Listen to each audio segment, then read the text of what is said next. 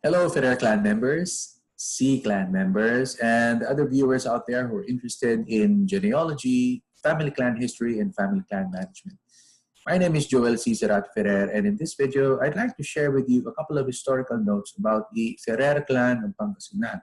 And I'd like to do that primarily through this visual aid, a map. Yeah, there's a saying that a picture paints 1,000 words, and through this picture or through this map or maps, I'd like to share 1,000 words or more about my family.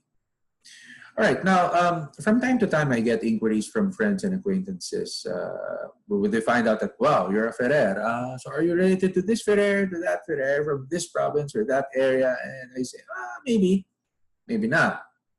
Fill me in with additional details. And they say, oh, what about the Ferrers from Iloilo? Are you related to them? I've heard of them. They seem like a nice family, but oh, sorry, we're not related to them.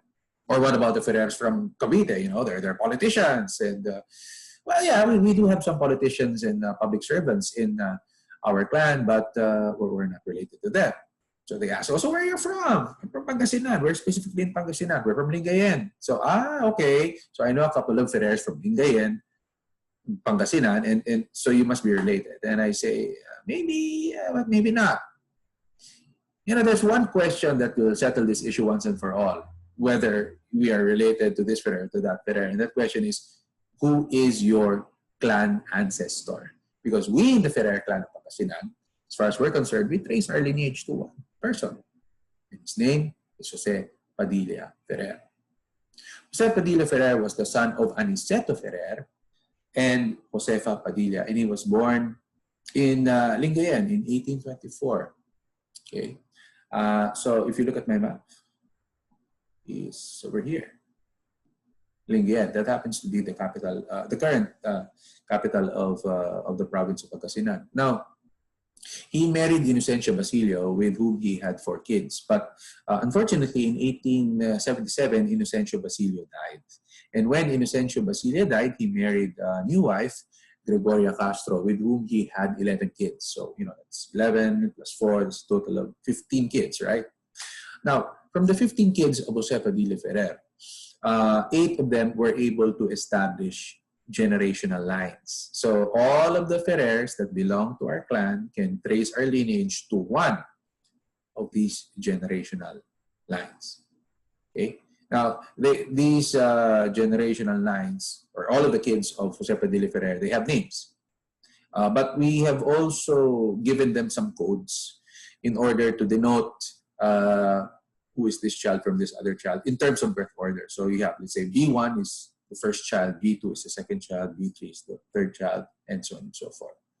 Okay, so later on, you're going to hear me mention B5, B6, B11, B12 when I refer to these branch ancestors. But anyway, back to my story. 1877, Jose Padilla Ferrer got a new wife. Old wife died, got a new wife, and then had additional kids. There's another reason why 1877 is an important date for Jose Padilla Ferrer. It was also during this time that the Spanish authorities designated him as the tax collector for their municipio. But Jose Padilla Ferrer refused. As you know, there's around this time that sentiment against colonialism was on the rise, which eventually erupted in the Philippine Revolution against Spain in 1896. Okay, so he disobeyed his Spanish bosses, and he decided to relocate from Pangasinan, from Lingayen, all the way to San Manuel, which is over here. Quite far, right? You see the distance, you have to go through like how many towns before you reach San Manuel. And not only that, San Manuel at that time was a very dangerous town. A lot of shady characters, smugglers, criminals, okay? But they were able to survive. Okay, they relied on livestock, more or less. And the time here in San Manuel was a period wherein Jose Padilla and his family members developed some sort of resiliency, which is what we need in times of crisis, like what we're going through right now, period of crisis, and in a locale where you don't have basic institutions, right? Just like what we have right now. I mean, the government is there, the police is there, the army is there, hospitals are there, but they can't help us that much. So when these basic institutions fail, who do you turn to? You turn to your family. So it galvanized the Ferrer family, their stay in San Manuel. That's why when they decided to return back to Lingayen, they were able to skyrocket in their homestead. Jose Padilla Ferrer was a jack of all trades. He was a farmer, but he also had livestock, and he was a jeweler, and he was also a goldsmith. That's why the logo of the Ferrer clan of Pangasinan is the ring, because that's one of his lucrative trades. And some of his children inherited these trades, and they helped their father in these particular trades, which helped develop the Ferrer clan of Pangasinan. At that time, that small town of Pangapisan, into one of the influential middle-class families at that time. Okay? So, that's a brief backgrounder on Jose Padilla Ferrer. Remember, he went through a period of crisis, the Philippine-Spanish Revolution, and then you have the Americans coming in, you have new colonizers staying in San Manuel, which is a rather dangerous town, okay? But that built character, that built strength, that built teamwork in his family, okay? Keep that in the back burner of your mind, because later on, there will be another crisis that will hit not only Pangasinan, but the Ferrer family. And what was that? The Second World War. Right. Happened during the 1940s. Okay? Now, when the Americans came to liberate Pangasinan in 1945, of course, the Pangasinenses were jubilant, but what was there? Pangasinan was also devastated. Once again, basic institutions. No government, utilities, nada. Who do you turn to? Again, family. Right? So, it made the family of Jose Padilla Ferrer once again more strong, more resilient, better teamwork. And the output of that family was not only internal, it was also external. It benefited the community, the province, and even the country. And we're going to look at that later on. But in the meantime, let's take a fast forward trip in time, okay, from the Spanish era, Spanish-American era, to the end of the Second World War, where we have the beginnings of the Ferrer clan of Pangasinan as we know it. Okay? Now, let's look at Pangapisan, circa 1940s. Pangapisan was the ancestral village of the Ferrer clan of Pangasinan. So, this is what it looked like. We have two roads. It's crossroad, right? Okay, let's look at this road first. The old name of this road is Dique, probably because there was an old dike in this area, but it was eventually named as Congressman Road. And who was that congressman? Congressman Aguedo Ferrer Agbayani, the eldest son of Bayapit or B15. Eventually, Congressman Agbayani became the governor of Pangasinan. Okay? And one of his sons, Victor Agbayani, followed in his dad's footsteps and also became the governor of Pangasinan.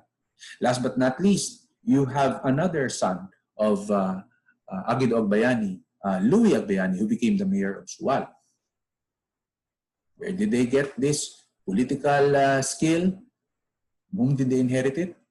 Well, among other things, Jose Padilla Ferrer, remember? He was appointed as a tax collector. That's not a very small position, okay? You will not be given that position if you did not have some sort of leadership skill. And one of the kids of Jose Padilla Ferrer that inherited that leadership skill is Icong, or Francisco Ferrer, or B5. And in this map, this is his house. This is the house of Icong. Icong was like a barangay chieftain or chairman during his time. Now, there are a lot of Ferrers that have inherited this spirit of public service. Okay? Aside from the Agbayanis, right now we have Alex Ferrer, who is serving the provincial government of Pangasinan, currently serving. You have Alex Ferrer from Branch 2 or B2. You also have, for example, Dr. Er Ferrer, who also served the provincial government as part of the veterinary department. And outside of the province of Pangasinan, we have a lot of public servants. For example, Arlene Ferrer from Branch 5 is with the Philippine Senate. We have Annie Hill from Branch 4 is with the Congress, House of Representatives. Josie Robles from Branch 5 is with the SSS. Donnie Agbayani from Branch 15 was with the GSIS, and so on and so forth. Okay? We have made our mark in public service thanks to our ancestors. But wait, there's more. Let's go back to our map. Okay, so this is the first road that we looked at, Lique or Congressman Road. This other road has two names. If you go towards this direction, this is known as Pangapisan Road. And you see this icon here, this is an icon of a pirate ship. Why? Because if you go straight towards this direction, you will hit Limahong Channel. Yes, Limahong, the infamous Chinese pirate who stayed in Pangasinan several centuries ago and terrorized the people of the land until a combined force of Spanish and Filipino soldiers drove them away from their lair. Of course, with the help of soldiers from the Chinese Empire, emperor at that time, who wanted to get rid of Limahong as well. Okay, so Limahong Channel over here, and when you go towards this direction, it becomes Manibok Road, and you see this icon here. This is an icon of the Capitolio or the provincial capital. So the seat of the provincial government is over here, and an interesting structure that you will see towards this direction is the Aguido Agbayani Park. Yes, the province of Pangasinan has built a small park with the statue of Governor Aguido Agbayani there to commemorate, to celebrate the public service that Aguido Agbayani has done for our beloved province. Okay, let's go back to our map. So here we have the house of Icong Ferrer, B5. Over here, we have the Garita of Juana. So Garita is a store. Juana, Baay Juana is B9. And she was a very shrewd and very good businesswoman. And a lot of Ferrers have inherited her business skills. Such as who? Well, of course, you have the Crisologos in the Crisologo compound of Dagupan. Many of them have ventured out into the food business, like probably the most famous is Camela Sin, the founder of Plato Wraps. You also have Bok Crisologo, who started Bok Shoes, so he's very big in retail when it comes to Pangasinan, going all the way to Baguio. Okay? You have in banking, of course, the Agbayanis, who set up the Bank of Sual in Sual. You have Lino Beray, who established a very successful trading business with agricultural products and microfinance, and so on and so forth. Okay, still on the subject of business, another thing that contributed to this good business sense in the community is this. You see these two things? They're not buildings, actually. They are actually places where you have a lot of bagoong sellers. Yes, bagoong is a very basic industry in Pangasinan. A lot of people don't like it because of the smell, but when you smell the money, you won't mind that bad smell at all. Yes, a lot of people became rich because of the bagoong industry. So here you have the bagoong traders here. And over here, you have the bukayo traders. Another lucrative industry in Pangasinan. Okay, this delicious snack. So over here, let's review again. The house of Icong. Here you have the Garita of Juana from B9. Over here you have the house of Macario Ferrer or B6, Lucky Macario. Now, Lucky Macario was the Piloso Potasio of the Ferrer clan of Pangasinan. He was the philosopher. He was the spiritual guru. He entertained a lot of debates and taught a lot of weird things. Like, if you want to know what the meaning of life is, go to Macario. Okay? Now, seriously, there are a lot of Ferrers who also took spirituality seriously, and they have made their mark in the spiritual climate of the place. For example, we have descendants of Lucky Islao, B4, who donated the Catholic Church in Balangobong. On the other hand, from B5, you have Bishop Cornelio Ferrer, who donated not only one, but two Methodist churches, one in Lingayen and another one in Bugayon. Okay? So, I remember Norma Longoren told me once, Norma Longoren from B9, that Pangasinan has a very special spiritual mission. because it was Pangasinan where the first translation of the Bible was made. Yeah, so maybe that's our special mission. And the Ferrer clan is on the forefront to help not only the bellies of the people of Pangasinan through their food establishments, but also through feeding their spiritual hunger as well. And speaking of food, wow, Ikong was a cook. Yes, a lot of Ferrers that have followed in the footsteps of Ikong. For example, you have Eddie Ferrer, who set up Palaisdaan Restaurant in Malate from Branch 5. You have Ryan Ferrer from Branch 2, who set up Ryan's Lechon Manok in Gensan. Okay? And we talked about the Crisologos before, right? So, we inherited it from our ancestors. Basically, it's in our blood. It's in the Ferrer blood. Now, let's move on. Here, you have this interesting architectural structure. Actually, it's a treehouse. It's a treehouse of Lucky Andong. Andong is the 14th child of Jose Padilla Ferrer. And, he didn't really live there. It's like a clubhouse for Andong. Because Andong, my God, he was landed. And he had a lot of land to sell. But Andong was creative. Okay? And this creativity runs in the blood of the Ferrer, starting from Jose Padilla Ferrer, who was an artisan, who was a jeweler. Okay, he was a goldsmith. Some of his kids who inherited his craftsmanship, where you have Ikong Ferrer from B5, and also Islao, but Islao was more of a coppersmith. Okay, still it's craftsmanship, it's artistry, and we have a lot of Ferrers that are artists. We have, for example, the Perenodes.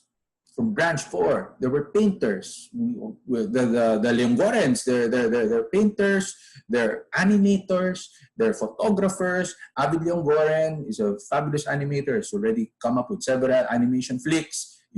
From Branch 9, we also have Prime Cruz, who's a mainstream film director. We have Menchi Cruz from Branch 5, who was an actress during the 1950s and the 1960s. We have people who got involved in the literary arts, like Diana Agbayani from Branch 15, and so on and so forth. Okay, a lot of Ferrer artists, a lot of Ferrer craftsmen. It runs in our blood, basically. Okay. Still in business, this particular establishment here, very important.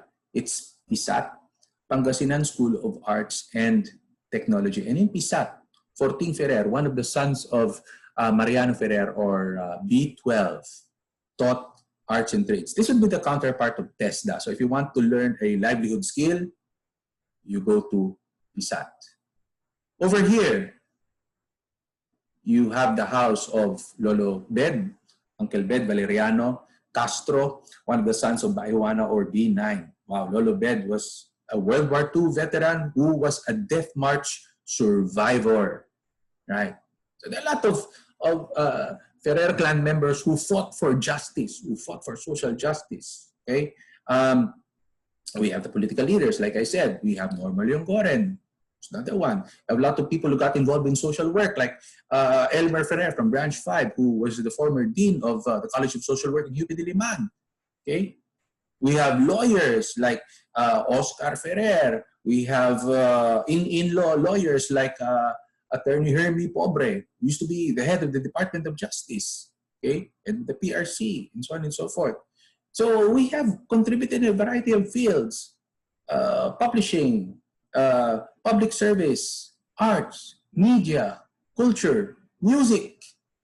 Let's try to see what other contributions the Ferrers have and how did they evolve from our ancestors. Okay, so if we check out this house, I saved this house for last. This is the ancestral house of the Ferrer clan of Pangasinan. It is owned by Dr. Dalmacio Asyong Ferrer, or B11. Very good doctor, and a lot of Ferrers are involved in the medical industry. Abroad, Dr. Dennis Ferrer and Dr. Arthur Ferrer are making names for themselves in the international community. Locally, we have Dr. Benny Agbayani, the father of Philippine allergology, and his son, following in its footsteps, Dr. Iggy Agbayani, who specializes in sports medicine. We have a nephew, Ricky Agbayani, who specializes in rehab medicine. We have all from Branch 15. And then You have Dr. Ime Calo from branch 11, specializing in OB-GYN. We have dentists, we have nurses, we have allied medical professionals, okay, within the Ferrer Clan of Pangasinan. We also have Ferrer Clan members that have continued in public service, like Alex Ferrer, who's still with the provincial government of Pangasinan. We have Banji Rigoso and architect Bob Ferrer, who are serving the local government of Quezon City. Okay? So imagine, from this small town, this small family known as the Ferrer Clan of Pangasinan has made a significant impact in our small town and in our province and in our country. To help ourselves as a family, help ourselves as a community, help ourselves as a nation. But starting from the family. I believe now that, as we go through this pandemic, we need to have organizations like this. Now, I'm not zeroing on the family alone, okay? There are a lot of organizations, social civic clubs, religious organizations, even fandoms. As long as they're organized, as long as they have the vision, as long as they have the skills, they can make a significant difference among themselves and in their community. So something to think about. Thank you very much for your time, and I hope to see you in the other videos. Bye for now.